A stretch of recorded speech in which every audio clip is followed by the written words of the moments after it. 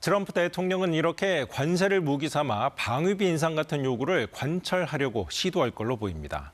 우리 경제와 안보가 모두 걸려 있습니다. 정부 대응 방안을 김경진 기자가 취재했습니다.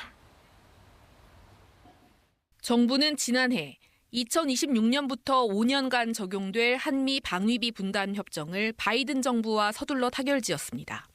하지만 트럼프 대통령이라면 정부 간 합의를 무시하고 새 협상을 요구할 거란 관측이 지배적이었고 그 우려는 현실이 됐습니다.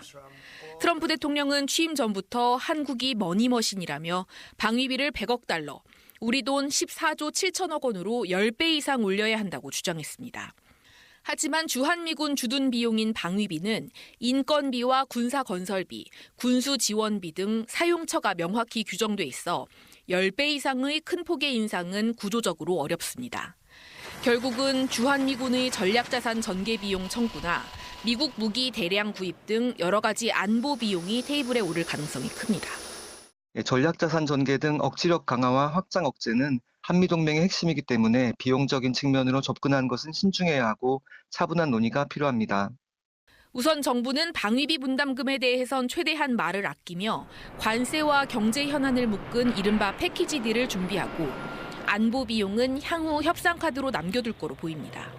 정부는 특히 그동안 우리가 국방비 증액 등을 통해 한미 연합방위 태세에 얼마나 크게 기여해왔는지를 미국에 적극적으로 설명하고 설득한다는 방침입니다. KBS 뉴스 김경진입니다.